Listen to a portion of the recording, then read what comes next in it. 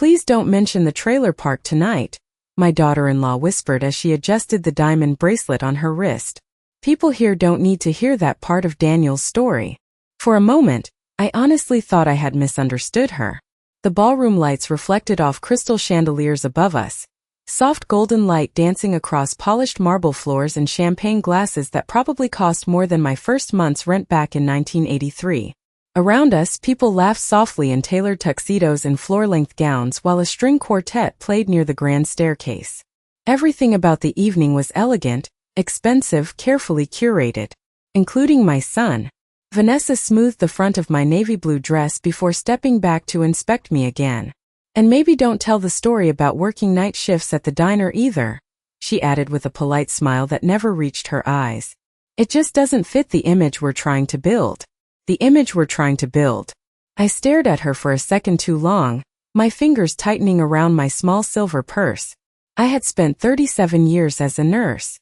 I had worked double shifts while raising Daniel alone after my husband died from a stroke at 52. I had cleaned motel rooms on weekends, served coffee overnight at a truck stop outside Springfield, and once sold my wedding ring to keep the electricity from being shut off during one brutal January. And somehow, somewhere along the way, those years had become an embarrassment. Margaret. Vanessa tilted her head slightly. Are you okay? I forced a small smile. Of course. She relaxed immediately, satisfied. That was the thing about people like Vanessa. They didn't want honesty. They wanted cooperation. I looked across the ballroom and spotted Daniel near the stage, shaking hands with investors beside a giant illuminated sign that read Hale Foundation Winter Gala. My son looked handsome in his black tuxedo. Successful. Confident. Untouchable. The kind of man magazines described as self-made. He laughed at something one of the donors said, and for a brief moment, I saw the little boy who used to sleep beside a space heater because our trailer walls leaked cold air every winter. I remembered wrapping blankets around him before leaving for my overnight shifts at St. Anne's Hospital. I remembered clipping coupons at the kitchen table, while he practiced spelling words beside me. I remember pretending I wasn't hungry so he could eat the last scrambled egg on payday Fridays. But none of that belonged here tonight. Not according to Vanessa. A waiter passed carrying champagne flutes, and I reached for one mostly to keep my hands occupied. Across the room, I noticed enormous framed photographs displayed near the entrance. Pictures of Daniel graduating law school, Daniel speaking at charity events, Daniel and Vanessa standing in front of their penthouse overlooking Lake Michigan. There were photos of vacations in Italy, Aspen, Napa Valley. Smiling faces. Perfect lighting. Perfect lives. I walked slowly toward the display, my heels sinking slightly into the thick cream-colored carpet. Then I realized something strange. There wasn't a single photograph of Daniel before the age of 22. Nothing from childhood. Nothing from Springfield. Nothing from the trailer park. Nothing of me. I stood there quietly while guests admired the display beside me. What an impressive family, one woman said softly. Old money. Another guest smiled. No, apparently he built everything himself. I looked at my reflection in the glass covering one of the photographs. For the first time in my life, I understood what it felt like to be erased while still standing in the room. I stayed near the back of the ballroom after that, holding the same untouched glass of champagne while conversations drifted around me like distant music. Nobody was rude to me. That was the strange part. They smiled politely. They nodded when Daniel introduced me. One woman touched my arm lightly and said, "You must be so proud." I told her I was. As I was. Even after everything, I was still proud of my son. That was the dangerous thing about motherhood. Love did not disappear just because your heart became bruised. Daniel finally walked over about 20 minutes later. His face flushed with excitement from networking and attention. "Mom," he said warmly, kissing my cheek. "You doing okay?" I looked up at him carefully. The tuxedo fit him perfectly. His silver cufflinks caught the ballroom lights every time he moved his hands. He looked nothing like the exhausted little boy I used to carry into our trailer after he fell asleep in the back seat of my old Ford sedan while I worked late shifts. "I am fine," I told him. "This is quite a night." He smiled proudly and glanced around the room. "Vanessa worked hard on it." I noticed the way he said that immediately. Not we. Vanessa. As though even he understood this entire evening belonged more to her vision than to him. A server passed with small crab cakes balanced on silver trays, and Daniel absent-mindedly took one before lowering his voice slightly. Vanessa just worries sometimes that people in this world can be judgmental. There it was. Softened. Sanitized. Wrapped carefully in corporate language. But still there. I stared at him for a moment, searching his face for embarrassment or guilt. Instead, I found exhaustion. The kind that came from trying too hard to belong somewhere. Judgmental about what? I asked quietly. Daniel shifted his weight. Mom, you know what I mean. Yes, I did know. I knew because I had spent years trying to protect him from that exact feeling. Back in Springfield, children at school used to make comments about his clothes when he was in middle school. One winter, his sneakers split open near the soles during a snowstorm, and melted snow soaked through his socks before lunchtime. That night, after he went to sleep, I cried quietly at the kitchen table because I only had $43 left until payday. The next morning I worked an extra shift at the diner and bought him a new pair from Sears. He never knew I skipped meals for nearly a week afterward.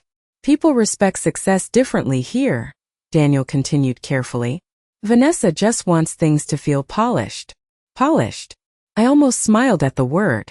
As if human beings were furniture that needed shining before guests arrived.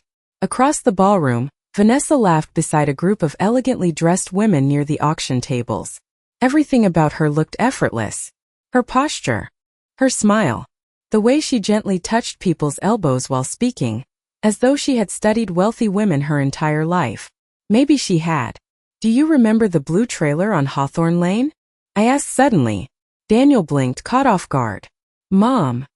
The one with the broken heater every December. His expression tightened instantly. Not tonight. You used to sit beside the oven because it was warmer than your bedroom. He exhaled sharply through his nose and glanced around to make sure nobody nearby could hear me. Please. That single word hurt more than I expected. Not because he sounded angry, because he sounded ashamed. I lowered my eyes toward the champagne in my hand. Tiny bubbles floated silently to the surface. I never minded where we came from, I said softly. Daniel rubbed his forehead tiredly. You are making this bigger than it is. Maybe. Or maybe I was finally seeing it clearly for the first time. A few feet away, guests gathered around a massive video screen displaying photographs from Daniel's life. Law school graduations, business conferences, charity golf tournaments, smiling faces beneath perfect lighting. The slideshow moved slowly from image to image while soft piano music played overhead. Then suddenly, for half a second, a photograph appeared before disappearing again almost immediately. Me.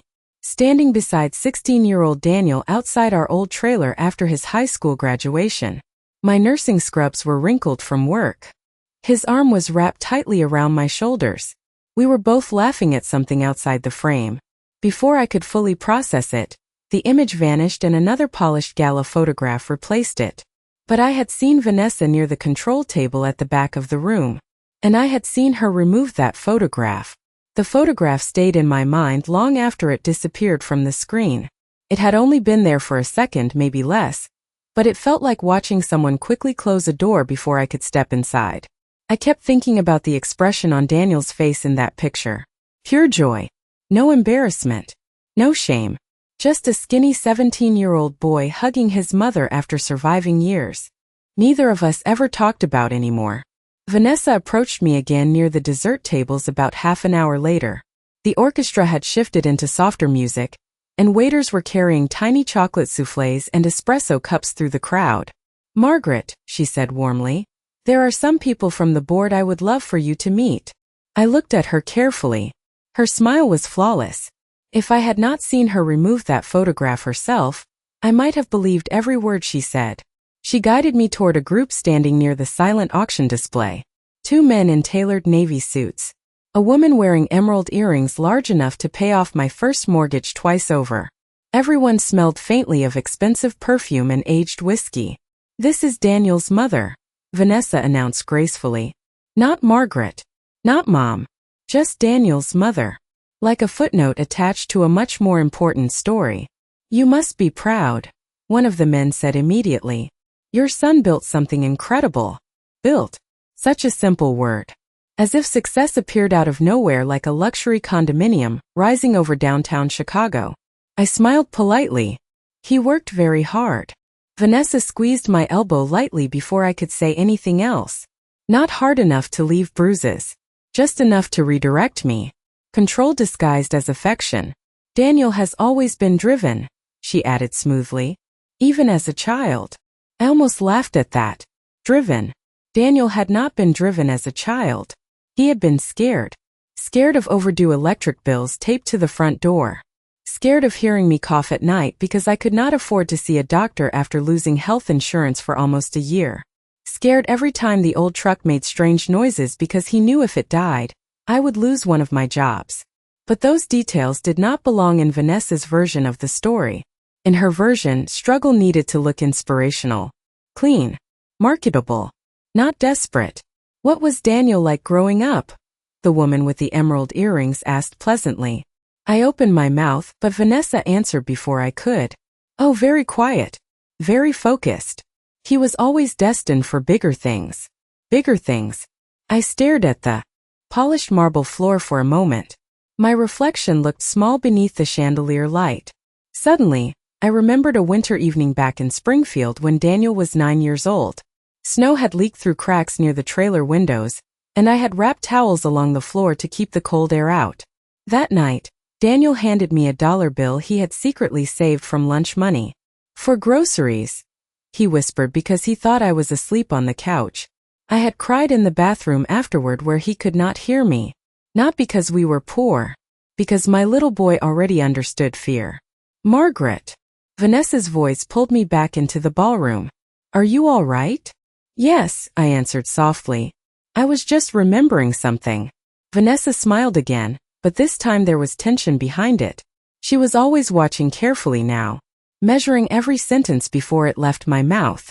Nearby, applause suddenly erupted as Daniel stepped onto the stage to thank donors for supporting the Hale Foundation Scholarship Program. The giant screen behind him displayed polished photographs from his life again. Ivy League campuses, business awards, luxury charity events. And then Daniel said something that made my chest tighten. I came from humble but stable roots, he told the audience confidently. Stable roots. I lowered my eyes slowly, because there had been nothing stable about any of it. Not the trailer.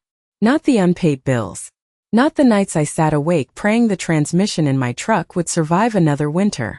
But I stayed silent while the room applauded my son for surviving a version of childhood that never actually existed. After Daniel finished speaking, people rose from their seats to applaud him. The sound filled the ballroom like heavy rain against glass. Clap two. Slowly. Carefully. Because no matter how much the evening hurt, I still could not stop loving my son. That was the part nobody warned you about when you became a mother. Love stayed even after respect started disappearing. Daniel stepped down from the stage surrounded immediately by donors and board members congratulating him.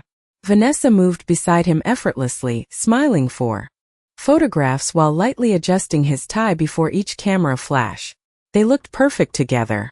Polished. Elegant.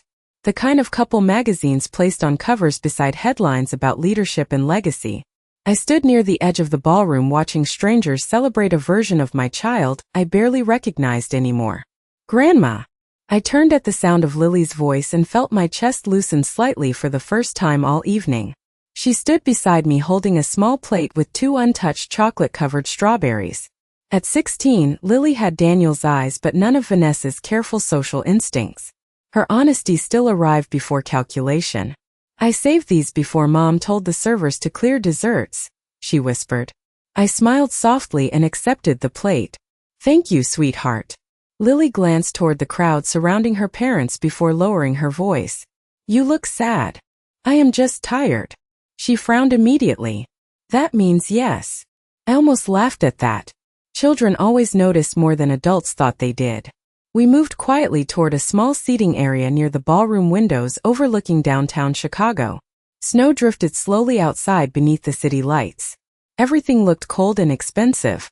Lily sat beside me and crossed her legs beneath her pale blue dress. Mom has been stressed about tonight for weeks, she admitted carefully. She keeps saying everything has to feel elevated. Elevated. Another one of Vanessa's favorite words. As though ordinary life happened beneath people like them now. Your mother likes things to look beautiful, I said gently. Lily hesitated before speaking again. She made Dad take down a bunch of old family photos last month. My fingers paused around the silver dessert fork. Did she? Lily nodded slowly. The ones from Springfield. She said the house looked cluttered. I stared out the window without answering. A memory surfaced quietly in my mind. Daniel at age 12 building a snowman beside our trailer with crooked mittens 2 sizes too big, because we bought them secondhand from a church donation bin. I had taken photographs that afternoon because he looked so happy despite everything. His cheeks red from the cold. His smile wide and unguarded. Those pictures used to sit in frames all over his first apartment after law school. He used to call me every Sunday too. Sometimes twice. Grandma, Lily said softly, pulling me back. Can I ask you something? Of course. She lowered her voice even more. Were things really bad when Dad was little? I looked at her carefully then. There was no judgment in her face. Only curiosity. Sometimes, I admitted. But your father never went hungry. I made sure of that. Lily stared down at her hands. Mom hates when people mention money problems. I smiled faintly. Most people who grow up with money do. She looked uncomfortable for a moment before quietly adding, I heard her tell Dad last week that your stories make donors uncomfortable. The sentence landed softly but deeply. Not because it surprised me anymore. Because hearing it from a child somehow made it feel smaller and crueler at the same time.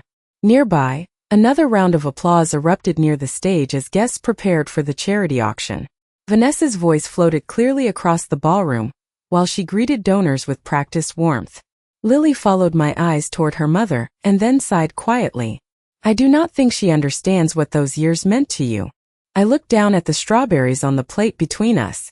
One of them had started melting slightly beneath the ballroom lights. No, I said after a long moment.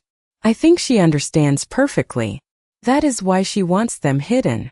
The auction began shortly after 10 o'clock. Guests lifted small numbered paddles while a smiling host moved through donations with polished enthusiasm. Weekend retreats in Aspen. Private wine tastings in Napa Valley. Courtside basketball tickets.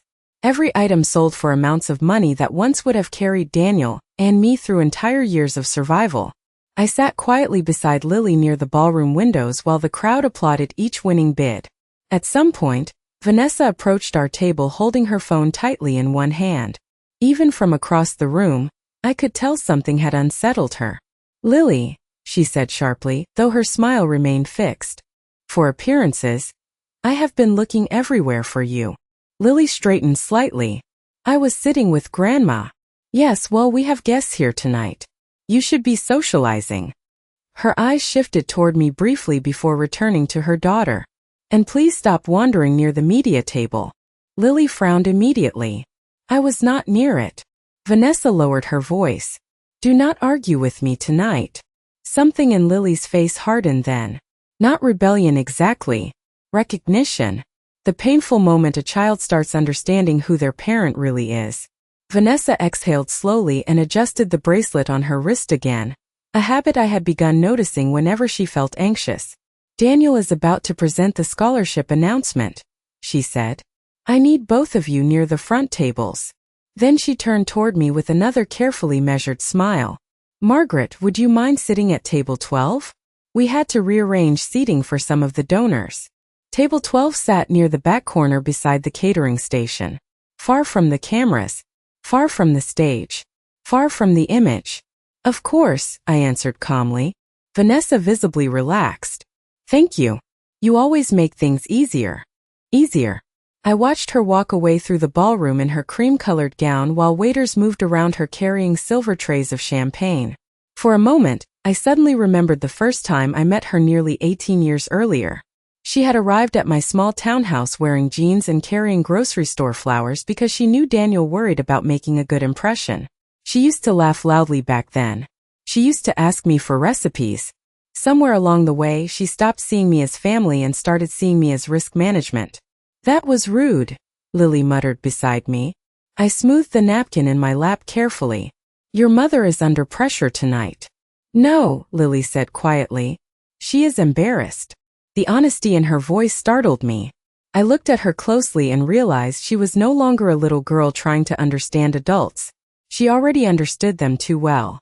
We moved toward table 12 together. The farther we walked from the stage, the dimmer the ballroom lighting became. By the time we reached the back corner, I could barely hear Daniel speaking into the microphone over the clinking of dishes and soft conversations near the catering doors.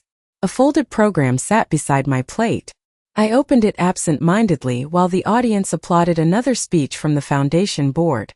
Inside was a printed timeline titled The Hale Legacy. I read each line slowly. Graduated top of his law class. Founded Hale Consulting Group at 32. Established the Hale Foundation at 38. Dedicated to helping hardworking American families achieve educational opportunity. I turned the page expecting to find family acknowledgments. There were paragraphs thanking donors, business partners, mentors, sponsors, Vanessa's parents. Even their golden retriever somehow appeared in a photograph near the back. But there was no mention of me anywhere. Not one sentence. Not one photograph. Not one line acknowledging the woman who worked herself exhausted so Daniel could survive long enough to become the man standing on that stage tonight. I closed the booklet slowly while applause erupted again from the front of the ballroom. Then Lily leaned toward me and whispered something that made my entire chest tighten. Grandma, she said softly. I think Mom deleted your name from the original program too. I did not answer Lily right away. I simply held the program in my hands while people near the front of the ballroom laughed and applauded another donor speech. The pages felt heavier now somehow, not because my name was missing, because removing it had required intention. Someone had looked directly at my existence and decided it needed editing. Lily watched my face carefully. I saw the first draft last week, she admitted quietly. Your picture was in it before. I looked up slowly. What picture?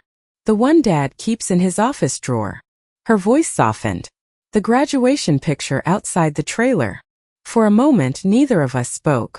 The orchestra had started playing again near the stage, soft piano blending into the sound of silverware and quiet conversations.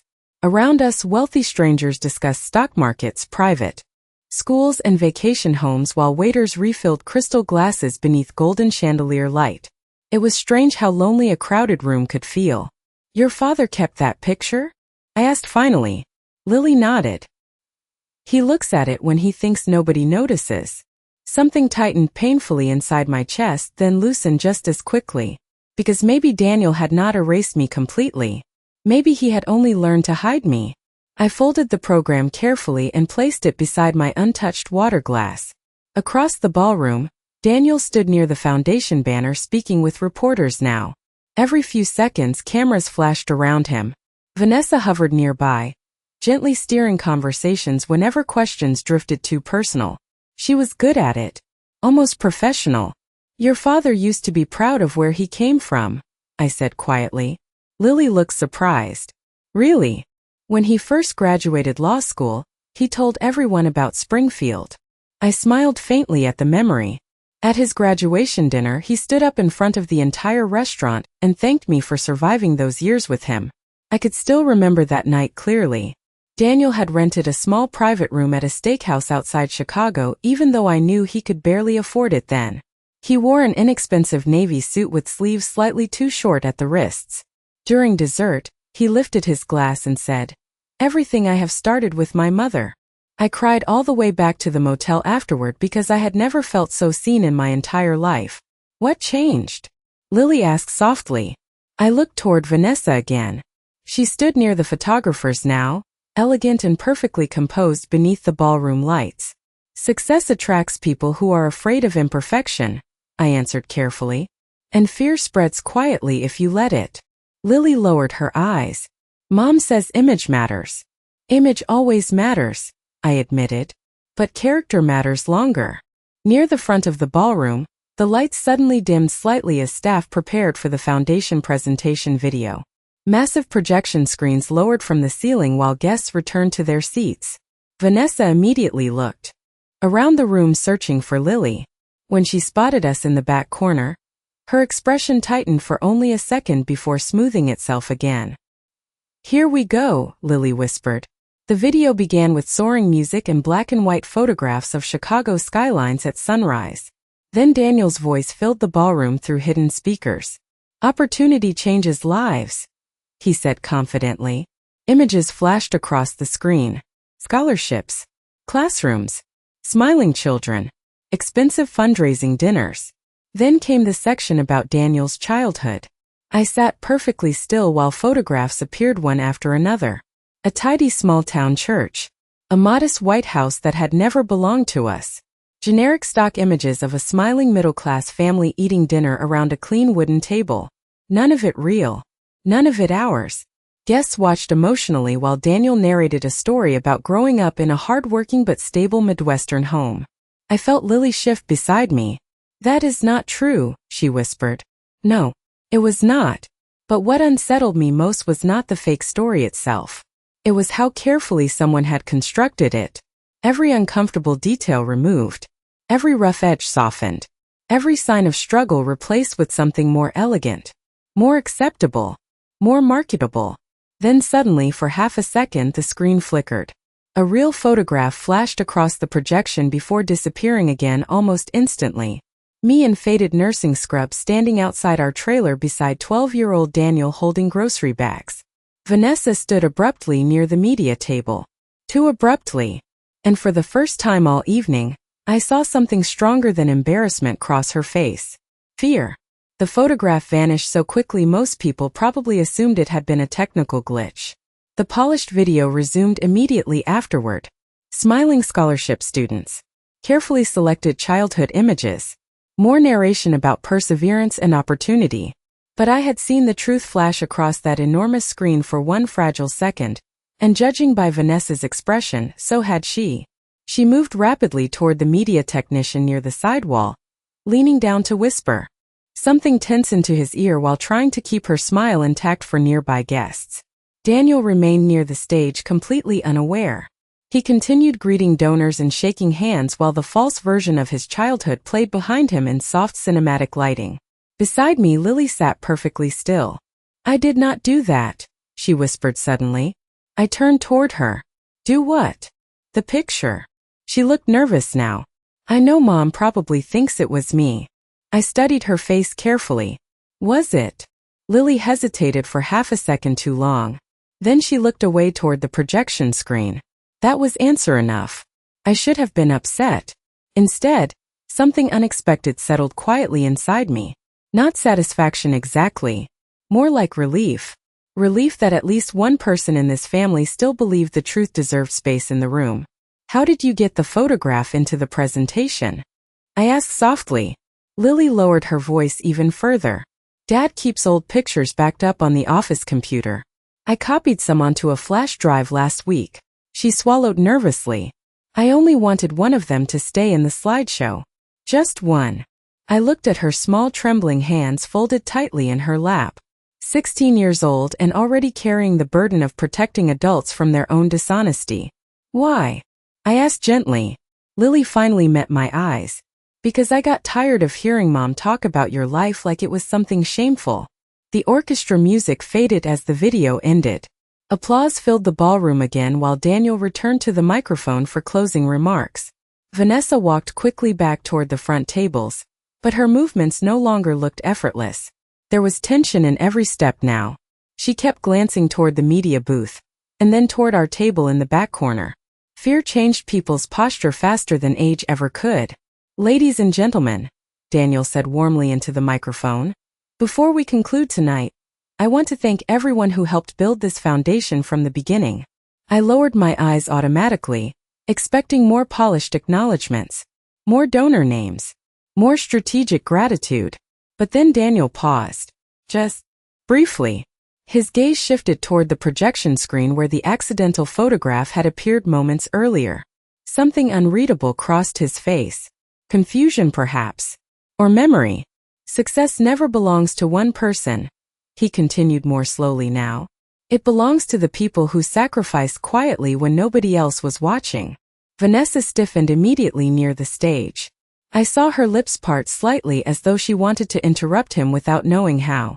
Daniel looked out over the ballroom again, but this time his eyes found me near the back table beside the catering station. For several long seconds neither of us moved, and suddenly I saw it clearly. Exhaustion. Not from work. Not from the gala. Exhaustion from pretending too long. My mother worked multiple jobs while raising me alone, he said finally. The ballroom became completely silent. Even the servers stopped moving. There were years when she slept 4 hours a night so I could have opportunities she never had. Vanessa's face lost color almost instantly. Nearby donors exchanged uncomfortable glances. The polished narrative had cracked open, and now nobody knew where to look. Daniel stepped away from the podium slowly. Everything meaningful in my life started with her. I felt Lily's hand quietly slide into mine beneath the tablecloth. Across the ballroom, Vanessa remained frozen beside the foundation banner while guests stared between her and Daniel with growing confusion. And for the first time all evening I realized something important. The truth did not need to scream to destroy a carefully built lie. Sometimes all it needed was one honest sentence spoken out loud. For several seconds after Daniel spoke, nobody in the ballroom seemed to know how to respond. The silence felt heavier than applause ever could. Crystal glasses remained suspended halfway to lips. Conversations stopped mid-sentence. Even the orchestra members near the stage sat frozen with their instruments resting quietly in their laps. Daniel stood beside the podium staring directly at me now, and for the first time all evening, he no longer looked like the polished foundation president smiling from magazine covers. He looked tired, human. Like the little boy who used to wait awake for me after night shifts because thunderstorms frightened him when I was gone. Vanessa recovered first. People like her always did. She stepped toward Daniel gracefully with a composed smile that would have fooled anyone who had not spent years watching her closely. What Daniel means, she said lightly into the microphone, is that resilience and hard work shaped this family's values from the beginning. Her voice sounded smooth, practiced, careful. She was already trying to guide the moment back toward something manageable, something polished. But Daniel did not look at her. No, he said quietly. The room grew even stiller somehow. Vanessa blinked once. Daniel. He turned toward the audience slowly. My mother worked nights at St. Anne's Hospital for almost 20 years. His voice no longer carried the confident rhythm of prepared speeches. It sounded rougher now. Honest. There were months she worked 2 additional jobs after that just to keep us afloat.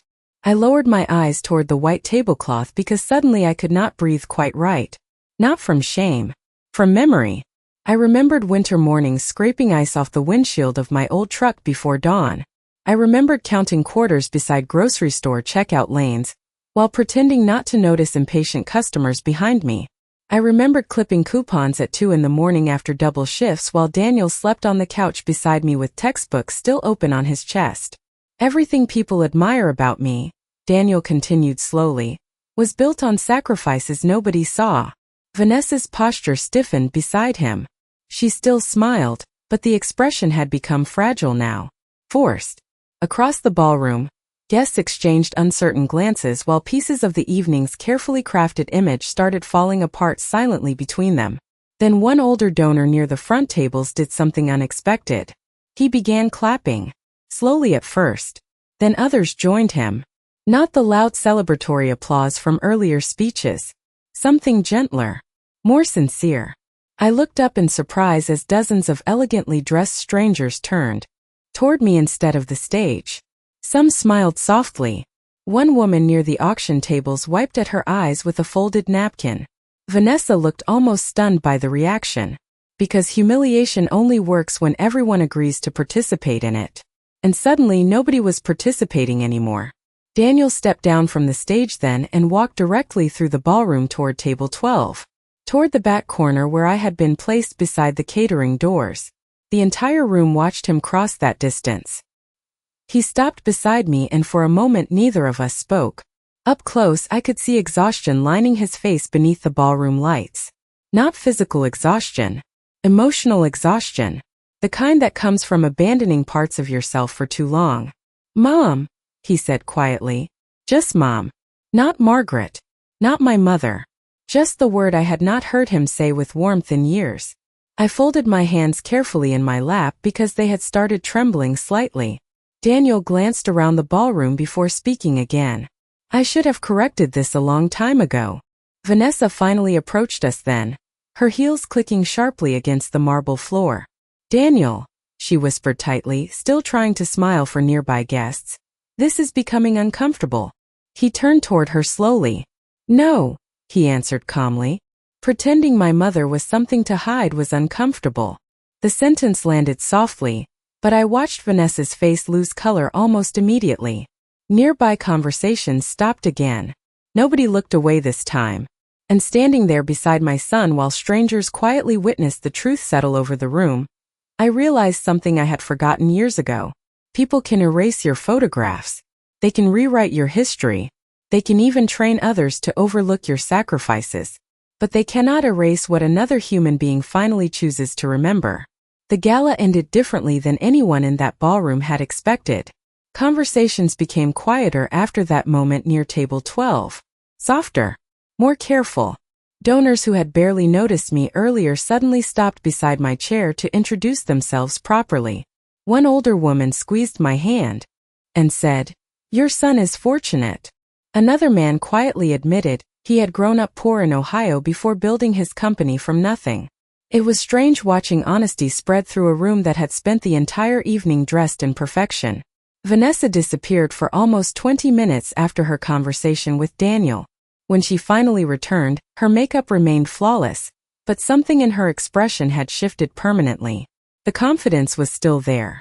The posture. The elegant smile. But not the certainty. Because certainty only survives while everyone agrees to the same illusion. Daniel stayed near me for the rest of the evening. Not constantly. He still greeted guests and handled foundation responsibilities. But each time I looked up, I noticed him checking whether I was comfortable. Whether I needed water. Whether I was cold near the ballroom windows. Small things. Ordinary things. The kind of things children stop noticing once they become successful enough to assume their parents will always remain quietly waiting in the background. Around midnight, the last donors slowly filtered out beneath falling snow and glowing city lights. Staff members cleared centerpieces from tables while the orchestra packed instruments into black velvet cases near the stage. The giant foundation banners were already being removed from the walls piece by piece. Amazing how quickly carefully constructed images disappeared once the night ended. I stood near the coat check wrapping my wool scarf around my neck when Daniel approached me again. For a few seconds he simply stood there beside me without speaking. Then he looked down at his hands like a little boy preparing to confess something difficult. "I do not know when I started letting her do it," he admitted quietly. "Do what?" He swallowed hard. "Edit you out." The honesty in his voice hurt more than denial would have. Because denial leaves room for misunderstanding. Truth does not. I adjusted my gloves slowly before answering. "It happens gradually." Daniel nodded once, staring at the marble floor. At first it was small things. She would say certain stories made investors uncomfortable. Then she said people respected polished backgrounds more. Then eventually, he stopped speaking. He did not need to finish. Eventually, silence became easier than defending me. Outside the hotel entrance, snow drifted gently across Michigan Avenue while black luxury cars waited beneath glowing awnings. Lily stood several feet away pretending to scroll through her phone, while secretly listening to every word. "I am sorry, Mom," Daniel whispered finally. I looked at him carefully then. Really looked at him. Not the foundation president. Not the successful attorney. Just my son. Older now. Tired now. Human again. "I know," I said softly. And I did know. Because guilt had been sitting behind his eyes all evening long. Vanessa stepped toward us slowly then, her heels clicking softly against the marble lobby floor. For the first time since I had known her, she looked uncertain about what to say. "Margaret," she began carefully, "I never wanted to hurt you." I believed her. That was the complicated part. Cruelty does not always arrive with hatred. Sometimes it arrives disguised as ambition, fear, social climbing. Sometimes people erase others simply because they believe success requires cleaner edges than real life allows. I buttoned my winter coat slowly before answering. "You did not want a mother with rough hands in your story," I said gently. Vanessa lowered her eyes immediately. Snowflakes swirled outside the glass entrance doors while hotel staff rolled luggage carts through the lobby behind us. Everything suddenly felt quieter than before. Simpler somehow. Lily walked over then and slipped her arm through mine. "Grandma," she said softly, "will you come visit me next weekend?" I smiled for the first time all night. A real smile this time. "I would like that very much." Daniel looked relieved at the sound of it. But as we stepped toward the snowy Chicago sidewalk together, I realized something important. Forgiveness and forgetting were not the same thing. I could love my family and still refuse to disappear inside the version of me they found convenient. Because those difficult years were never something shameful. They were the reason any of us survived long enough to stand beneath those ballroom lights at all.